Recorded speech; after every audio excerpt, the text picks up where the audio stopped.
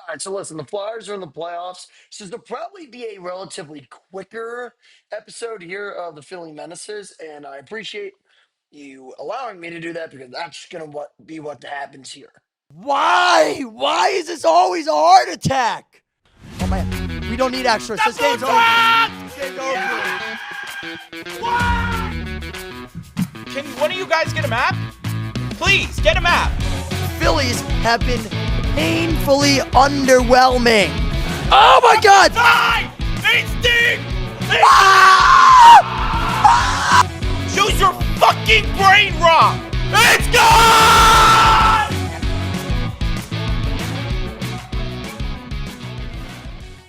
Phillies win. Phillies win 13-7. It was a crazy game, but it really wasn't a 6-run game. It got out of hand pretty quickly. There was just a 5-run eighth inning that happened. Phillies do end up winning it, and I'm very happy for one because when you're able to beat a team like the Cubs, I know they've had a rough start, but so have you. It's very nice to get that opportunity to get some runs across the plate. We've been talking about it for a while, haven't we? Been having a big discussion about it, and obviously there's a lot of reasons to be down about this offense, but there's also a couple reasons to be high on this offense, and tonight presented those reasons.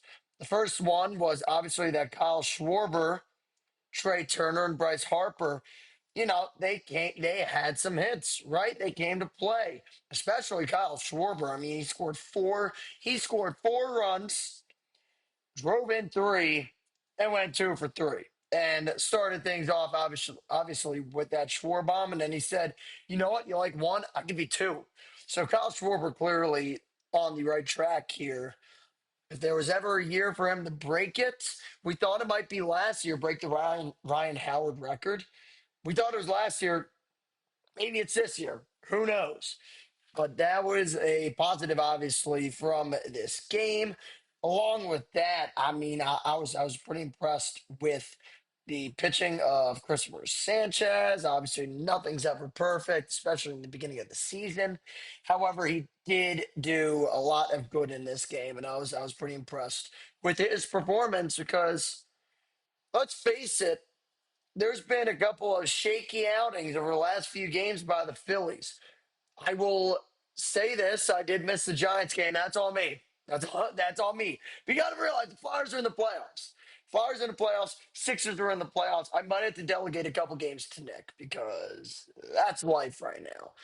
Phillies do end up getting the win, and since this is a little late getting out, and I do apologize, I want to turn this almost into a preview of tonight's game between the Cubs and the Phils, game number two. Phils open this up with as minus 149 favorites, according to DraftKings, and Aaron Nola will get the start tonight for the Phils, and he will be opposed by Riley Martin. And Martin is, a younger guy. He is only pitched in 3 and a thirds innings in 3 games played this year. He's 28. So in theory, kind of an opener for the Chicago Cubs and the not the Flyers, the Phillies. Really going to have to look to jump on him early. I think that they did that obviously last night. Why not do it again tonight, man? I mean, you're hitting the ball well over the last 24 hours. You want to keep that going, and just I guess the other portion I'm kind of questioning is the Phillies bullpen. So yeah, you get off to a good start tonight, but the bullpen is kind of a weird mix right now. First off, why is Seth Johnson back? Is my question. I thought we went over this last year where he just didn't look great. Had 4 hits, 5 runs in this game. 3 of them were earned, so that's a big problem. He just 8 innings though. Kirkering, he came in for an inning in the third, only allowed 1 hit, but struck out 3. I'm really hoping Kirkering to bounce back this year. I don't like bringing him in non-clean innings. Right? I mean, if there's already a runner on, I don't like it.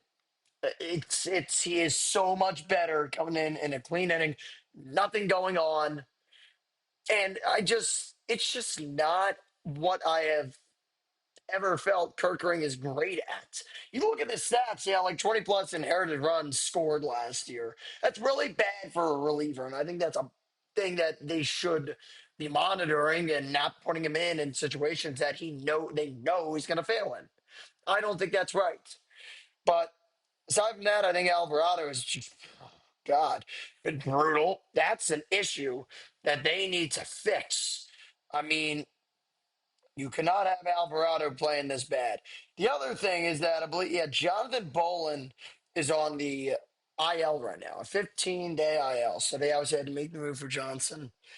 And just, you're hoping you can get better more consistent contributions from a guy like Brad Keller, who did give up an earned run in his last outing against Arizona. You'd have to imagine probably see him tonight.